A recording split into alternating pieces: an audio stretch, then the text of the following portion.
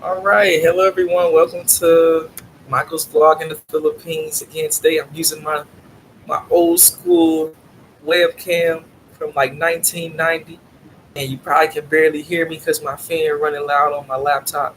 But nonetheless, I'm here again, y'all. Today we're gonna talk about, and I'm gonna fix this uh, the edge of my laptop so that the camera's facing me a little bit better. But yeah, I'm on this 1995 or 1990 webcam again. I'm talking about the difficulty of being a freelancer and what my experiences with that were. But I'm gonna get some work done, so I'm gonna try to talk to you guys while I get my work done. I think it will keep live streaming even if I minimize the screen.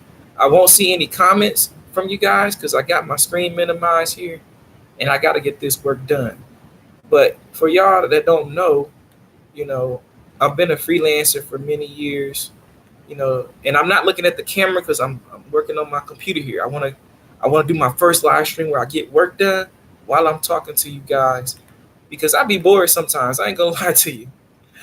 Being at home as a freelancer, one of the disadvantages is you get bored because it's like, man, it's not like a regular job where when you work in a company and you get to meet people, you get to greet people, talk with them. You have a lot of interaction. Whereas when you work at home, you're not gonna get that, and so it's kind of like, man, I do. That's one of the things that I miss. It's just that you can't have that ability to interact with people. But one of the other disadvantages too is that you can get lazy. Like when you at home, like I'm sitting on the couch right now. But when you at home, man, it get real easy to you know, just find yourself just slumped over and just laying down and not doing nothing. It's like, man, what I'm gonna do today? I don't know if I'm gonna do anything today. You just kind of sitting around chilling, because you at home. Or you find every little distraction that you can that keep you from getting your work done. Like you might, watch some Netflix. You might pop the TV on. You might go order you some snacks. Like every little thing can be like a distraction when you work at home. And I know these aren't like end of the world type of distractions, but it is a difficulty. Or everybody thinks that you don't have any work to do. That's probably a big one. When you work from home, everybody and they relative think that you just got all the free time in the world. Oh, he work at home. He ain't busy. Can you come help me with this? Can you help me with that? Hey, can you do this for me? Can you do that for me? Like when you work from home, everybody think that you don't have a job. Like he just work at home. He's just always available. It don't work like that. I mean, I can have a job where I'm making a ton of money, and then somebody's like, hey man, can you help me with this or that? And I'm like, you do understand I got work to do, right? Like for real. Like they be thinking that you just got so much free time on your hands. So that's one of the other difficulties of being a freelancer and working from home. Other times the problem could be just noise in your environment, like surrounding you, like outside. There could be a lot of noise going on, and that can interfere with your work or interfere with you, speaking with the client on the phone. Like there's a lot of problems that come with working from home that you may not realize. And you definitely gotta get used to that kind of stuff. But there's some other things that's more difficult than that, like the fact that you competing against the whole world when you're a freelancer, and you go on the internet and you promoting your business and whatnot. You competing against the whole world. So imagine that your skills are being tested like against everybody. It's not about how much education you got in school, how many years you got in college, what kind of degree you got. You in the real world. You competing globally, not just in the nation that you live in, but you competing against the whole wide world. And when you competing against the whole wide world, there's a lot of things that come into play. For one, your talent, your skill, it has to be among the best. Because if it's not among the best, you're not going to get hired unless you working for that company that was looking for the lowest rate that they could find. Then yeah, you might get away with finding a company that's down for that. But there's problems that come along with that. When you work for the company that is looking for the lowest rate, they expecting you to do like amazing things with a shoestring budget. You know, they really are. And I know about that because when I first started out, I had really extremely low rates because I wanted to get my name out there. But the reality is, they shouldn't be expecting, a shoestring budget to get them amazing luxury or amazing quality. And that's one of the disadvantages of being a freelancer. Now, on the other side of that is when you competing globally, against people that can work for $2 an hour or $4 an hour, you got some real problems on your hands. So you better really understand how to operate your business, and you better really understand, you know, how your service is different than anybody else's service. Like you better know for a fact that when you get on that phone, you can really express to the client that, hey, this is why my service is worth it. This is why you should choose me, and this is why nobody else can compete with me. And if you can do that, and you can show them why your service is better and why they should hire you, then yeah, you can probably get the job and get paid more. And I know that you can do that because I've done it. I might have people that are out there charging $4 an hour, but I come into the game and I'm like, look at my portfolio. Look at the companies I work with. And when they see all that, then it changes everything up. They like, oh, okay, you work with so and so. Okay, that's a pretty big name there, and then they might work with you. But I'm not saying that it's easy.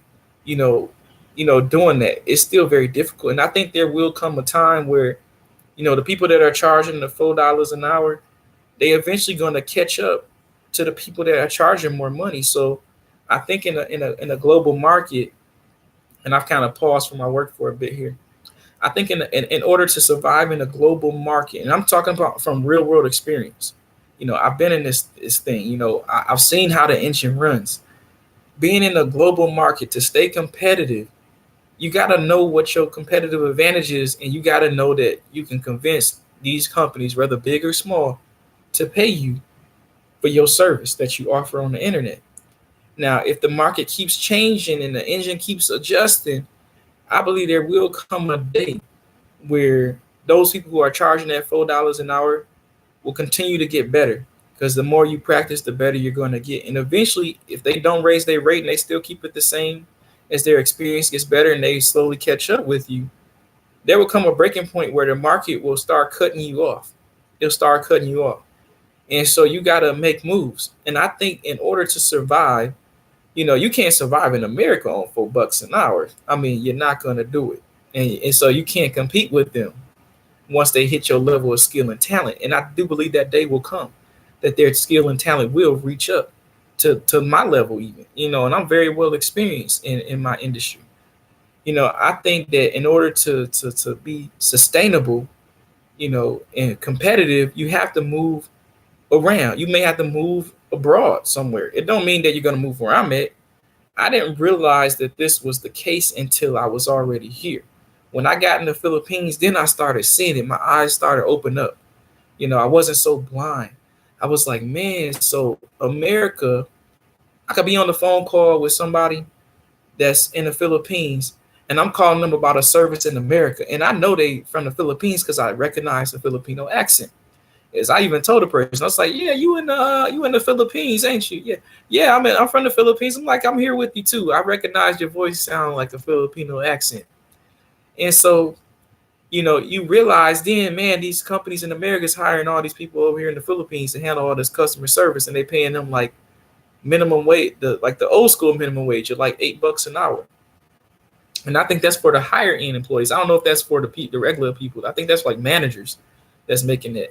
But you can't quote me on that because I don't know for a fact the exact numbers. But I heard they making like $8 an hour.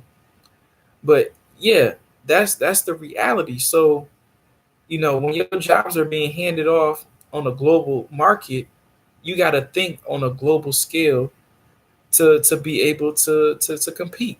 You got to think on a global scale. And I'm not saying that you know that this global market is going to fully destroy everybody, but I do believe it's going to affect a lot of different jobs. I mean, I used to work in a factory when I was in America, before I started doing my own business, and they shipped the jobs off to Mexico. It's one thing to hear it, and it's another thing to see jobs actually that's off abroad in another country. Now, there's also Americans here who are working for American companies in the Philippines too. So there are some Americans who are on that side of the equation where they working abroad. They might not be getting paid as much as they would make in America necessarily, but they're making more than enough to live a pretty healthy lifestyle here in the Philippines. And I know people personally that have worked at these, different companies in the Philippines that are not American but from another country. And so, I think that people that don't realize, because you don't realize it as much until you actually come and see it for yourself. Like there's really big companies for customer service centers here, like everywhere. It's crazy, man. Like the customer service center, like it's real.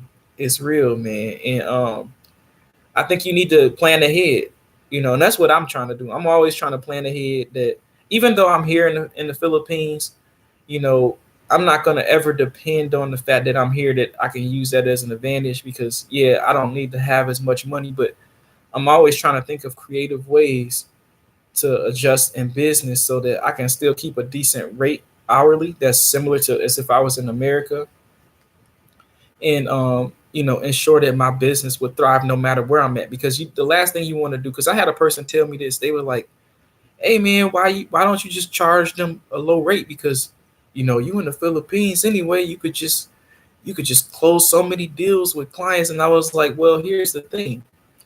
If I lower the rates and I want to go back to America and live there, how am I gonna live on that in America? You can't. You can't." So I told him, I was like, the reason I would never lower my rate is because if I go back to America, what I'm gonna eat on? I can't eat on no small amount of cash flow. You know what I'm saying? Like you gotta really have you gotta think about it on a global scale. Like no matter where you move at, do you got enough income, cash flow? So I never lowered my rate since I've been in the Philippines. I still charge like what I'm supposed to charge, and there's no exception to the rule. Now, if the market change up where it's like, the whole market in America collapses for that industry, or you can't charge that rate because you've been wiped out by the global market, and ain't nothing wrong with the global market. We live in a global world. We live in a global industry. So you got to think globally, and you got to face reality. Like, and I'm facing it. I'm seeing the engine turn some more. Like I'm seeing them rates like, hey, they dropping for a lot of businesses. Like they like, look, we looking for this. We want the world for $4 an hour, and they getting it. Like I'm looking at them closed contracts, like it's actually happening, and I'm seeing good reviews from the people that work for them. Like that's some crazy stuff. If that don't make you nervous, it ought to make you nervous. And then you got to factor in technology is changing so fast, man, that a lot of jobs also can get wiped out by technology and innovations in that sector. So you always want to plan ahead, and I always got a plan A, B, C, and D. And even more after that. Like I'm always trying to adjust. Like, I make a little bit of money from everywhere. And then if something collapses, I got a lot of resources that I can use to build other businesses. That's one thing that I have done. Unfortunately, some of my resources are in America, so I don't have access to all the stuff that I wish I had. I had so much equipment in America that I had a drum machine if I want to do things with music. I've had like a CD thing where it duplicated CDs. I could print on CDs. Like I had every type of business thing that I could ever want to work on, because I had different assets in America, but I can't bring all those assets over here. That's too much stuff to carry. But you always want to plan across the board and make sure that, whatever business you in, that you don't put all your eggs in one basket. And I'll give you an example. Sometimes my web design business is popping off. Like when I say popping off, I gotta translate because I know some Filipinos might be listening. When I say popping off, I mean it's doing well. Sometimes web design it's just hot as fire. Like right now, I got two clients that are calling me right now, like about that. like saying, "Hey, I need some stuff done with the website." So it's starting to pop off again. Like it's starting to get to that point. Like, oh, I'm gonna get excited, about to make some real good money from this web design stuff. And then other times that's moving slow. And then the video stuff is just jumping off like, oh man, you got 600 videos you got to do. Okay, we gonna help you get 600 videos done. Like literally, like stuff like that be happening, And it's kind of like you gotta have something in each little category because you don't know which way the market's going to shift. Business is never promised, and you never know which way you got to plan. Which is one of the reasons I also, wanted to get into the food thing. It's not promised that that's going to jump off and just be amazing and just grow like to this infinity scale. But at least I'm trying to do something with it because if something is available there, I always got a place to move. You always want to have a place to navigate your business and never get comfortable. And I'm guilty of that sometimes. Sometimes I do get comfortable. And that's one of the difficulties of a freelancer. When you start getting like big household names, and I can't mention them on here because I don't want to tell people what companies I'm working with necessarily in this particular way. But I've got some pretty well-known companies that almost all Americans know. I've been working with different brands, and sometimes I get comfortable. It's not that I'm necessarily lazy, but I get comfortable and I just be like, man, I'm not really looking for nothing right now.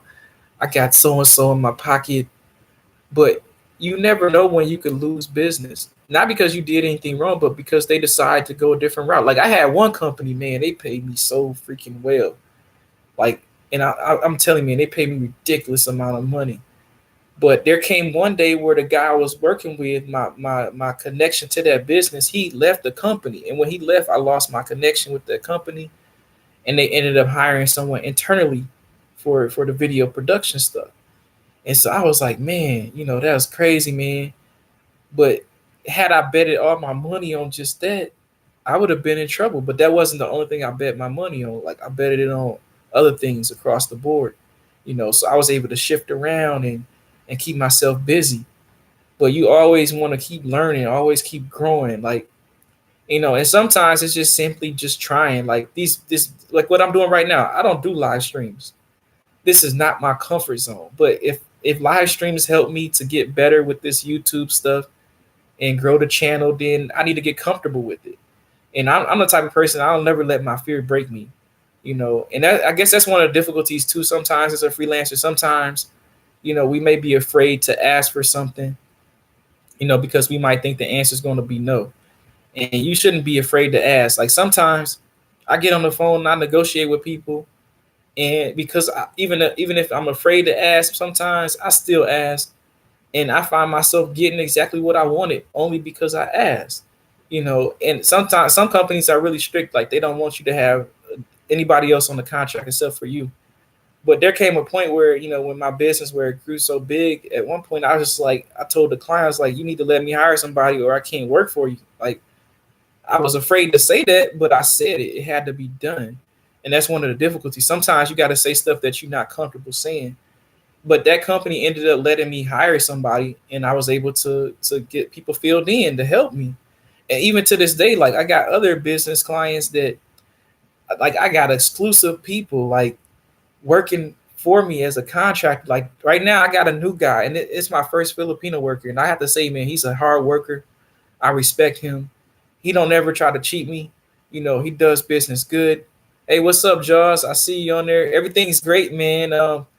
I got some more videos coming up about these condos. I'm gonna still be stuck here probably for a bit. Hopefully not, but I may still be stuck here. But I'm gonna say that for another video. I don't wanna get into that. But yeah, just in general, man, like he's an awesome worker, this Filipino guy, and he's doing all the work exclusively for that client, and he really saved my butt, especially when we had the earthquakes and stuff. Like I couldn't focus, like my mind couldn't focus. That was a difficulty for me. It's just like because I'm not used to being in earthquakes, and I was kind of like traumatized from that for a bit. It took me like a whole week to just kind of get my mind back together, and I'm good now. But yeah, it took me some time to get used to that. And I was like, I just can't focus, man. All I can think about is like, what if an earthquake happened while I'm working? And so he's sucking up all the work for that client. Let me see what Josh said here. Oh, okay. Okay, then. Like one One Oasis just didn't like SM Ecoland. Oh, okay. He's telling me he likes One Oasis. Yeah, One Oasis is an okay place to be. You know, One Oasis is all right. It's not a bad place to be at all.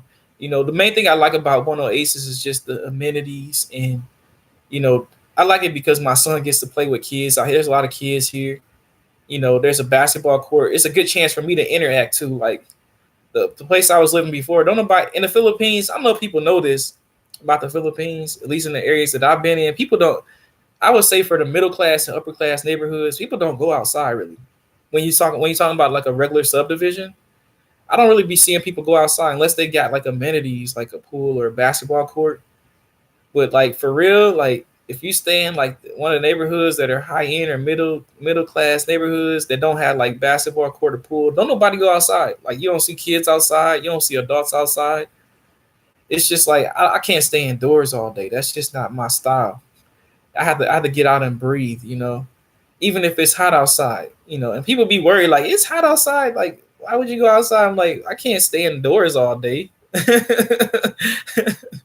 Yeah, you probably right, Josh. And they probably don't want to go outside because they don't want a suntan. You're right about that.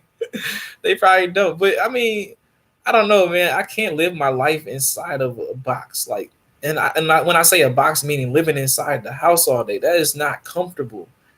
Like, and it's not natural to just stay indoors all day. Like, you need to go outside and live life. Like, I cannot, and I don't like. I'm the type of person I don't like TV either. Like, I watch TV. It's enjoyable to a certain extent, but it's not like I can't stay in the house and watch 8 hours of TV. I could do that when I was a kid though, but now that I'm an adult, like I can't sit up in the house and watch TV for even if I'm on Netflix. Like, yeah, I'll be honest with Netflix. Sometimes I do get caught up in Netflix, and I'll be up on Netflix and just be like tearing up some episodes on Netflix. Like I get a little series going and I find myself watching like 30 or 40. That's another difficulty of being a freelancer, actually. When you got a subscription to Netflix and you a freelancer or you doing your own business online, boy, it's hard to keep your finger off that Netflix button. I can find myself on that Netflix button and I'll be watching so many episodes, boy, and I'm supposed to be getting to work. And then I have to struggle to get myself back on that work. But one of the benefits too, though, of being a free, I guess I'm gonna throw one benefit in there. One benefit of being a freelancer, if you do graphic design work, because I do graphic design work too as well, is that if you're doing graphic design work, you can do pretty much anything you want to do because you can listen to videos while you do your graphic design. So that's one benefit. If you're doing some work that doesn't require you to like listen to audio, like with video editing, you could be over there chilling, like doing your graphic design work and listening to some music or listening to whatever, Netflix video you want to listen to. So that is pretty awesome about being a freelancer, but it also can be a distraction because if you got some work that require you to have your ears to listen and your visual attention 110%, then yeah, you gonna have to put that Netflix away so you can get your work done. Like that's some real difficult stuff. But back to what Jaws was saying, One Oasis is a pretty decent place. Um, but I would have to say that there's advantages and disadvantages of being at One Oasis. And I got another video where I'm gonna talk about one of the hustles they got going on here, where they make a little extra money off of you. But I don't think that video is uploaded yet, or it's on its way to being uploaded. Eventually, it's gonna be uploaded to this channel. But yeah, oh yeah. I'm happy, man, to have my business mobile. Yeah, I have 3 countries I'm looking at relocating to. Oh, well, that's awesome, man. You got 3 countries that you're looking to locate to. What's the other 2 countries that you consider? I'm gonna be here only a few more minutes because I gotta go get my son. I'm already behind schedule. But yeah, what's some of the other countries that you looking to head to? I know I heard that Thailand is good, but I don't know if that's true. I heard it's cheap, but I don't know if that means it's a good place to be at. But yeah, the Philippines is definitely a good option out of those 3 places to be at. For me, I'm very comfortable here, but I'm fortunate. My situation is different. Looking at the Dominican Republic and Morocco, well, I don't know anything about those places, but if you do locate to one of those locations, let me know. I would love to know, what your experiences are and how things go for you. And I like to know how good the internet connection is, because for me as a freelancer, doing a mobile business, no matter what country I go to, I gotta have decent internet. If there's no decent internet, I can't go. That's one of the disadvantages or difficulties of being. Let me get into that. Oh boy, let's talk about the difficulty of being a freelancer in the Philippines. When I first arrived here in 2015, I was working on MiFi. Now that's some slow internet. I had to apologize to my clients like every day, because I was like, I'm sorry, my internet sucks and I cannot get this work done. I gotta go to Starbucks, or I gotta go to whatever other restaurant I can find that has decent internet so I can send you them mega sized video files. Like, now it's improved. It's not that bad here anymore. But when I first came to the Philippines, oh, I'm telling you, man, internet was horrible. Absolutely horrible. And I was like on the verge of losing clients type of horrible. So if you come here and you got a mobile business, man, you better have some good internet. But internet's good here now. Like, it's not a major problem. Like, they got fiber and stuff now, so you can get like 50, 100 megabits per second of speed. Let me read his next comment. Oh, you like the Dominican Republic? Oh, so you already been there. Internet's good. Okay, that's awesome. The exchange rate's the same? What? Okay. So got the same exchange rate too. I mean, shoot, same exchange rate, decent internet, and I know it's hot there, right? It's got to be hot there. So you got a lot of components that it's a good component there. I think that's a great place to be if it got all that going on for it. I can't knock it. And if the rent is similar to the Philippines, then it's also a great place. So, and it's always good to have options. I'm glad that you mentioned that you're looking at other places, because if we ever did decide that we want to go somewhere else, we should be familiar with other countries. And I guess figuring out what the what do you call it, what the Bureau of Immigration rules are too would be important. So if you do end up there on a longer term basis, I would love to see some videos, about what your experiences are with the immigration office, what their requirements are, what kind of issues you may be running into while you're in those countries on a long term basis, like what you like, what you dislike, what things to look out for as a foreigner, and those type of things. So we can learn from you, when you in Dominican Republic or whatever other country you decide to go to. Yeah, it's totally tropical. Oh, you lived in Florida. Okay, so you good then. You know what the heat is like. You already experiencing that. And then okay, the rent's similar to the Philippines. Okay, that's awesome. That's really awesome that the rent's the same. Can't complain about that. The rent in the Philippines it's a wild cat, man. It's all over the place sometimes. What I observe, and I gotta hold my tongue because I don't want to talk about. I'm supposed to make a video about this separately, so I'm not gonna talk about that. Let me just hold back a bit, as much as I want to go into that conversation. I'm gonna hold back on that about that. But I better wrap this video up because I'm super late. I gotta go get my son and pick him up. So I'm gonna end this vlog. I'm having a lot of fun with these live streams. Like I said, I'm not comfortable doing this, y'all. I'm just doing this because it's good to push yourself and get comfortable with being uncomfortable. And that's part of business. One of the difficulties with being a freelancer is you got to get comfortable being uncomfortable. And sometimes being uncomfortable means you got to do things you don't like doing. You got to do business that you may not enjoy doing. Like, sometimes it's like that in order to grow your business. But let me wrap this up. I appreciate everybody that watched this live stream and anybody that come after, because I know we all on different time zones. I appreciate Jaws 2003 commenting on the video. I love comments. If you guys got any suggestions about videos you want to see, if you enjoyed this live stream and you like, hey Michael, these blogs is pretty cool, man. I like this better than like you doing the little video where you like, it's almost like you're talking to yourself type of thing. Like, I like this because with me being a freelancer, it get real boring at home. Like right now, I'm the only one here.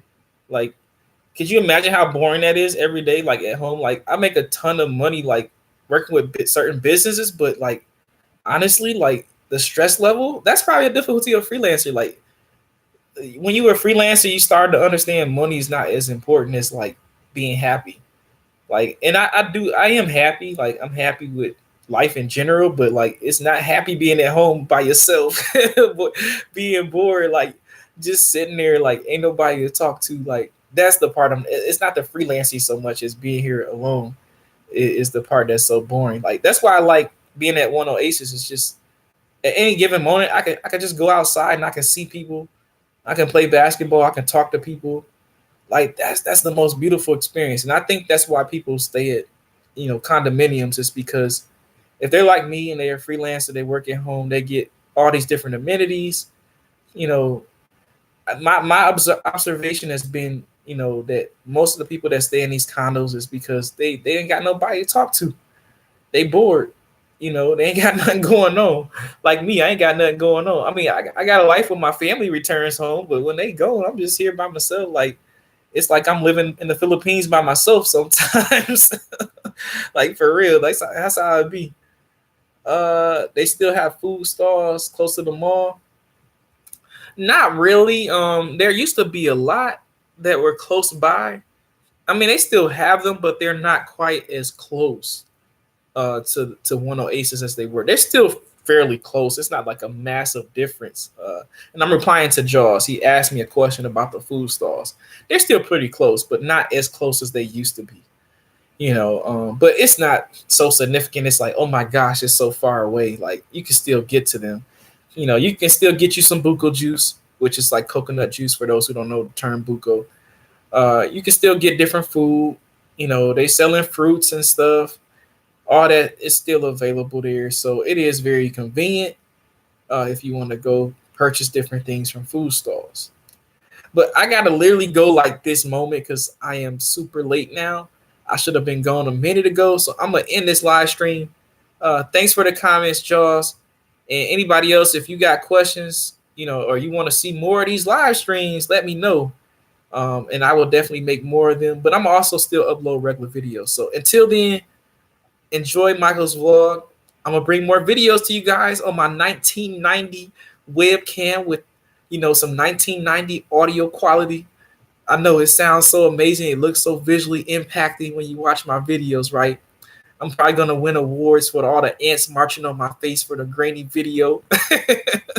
All right, I'm gonna hit the end button now because I know myself I'm not gonna stop until I hit the button. So peace out. Have a good day.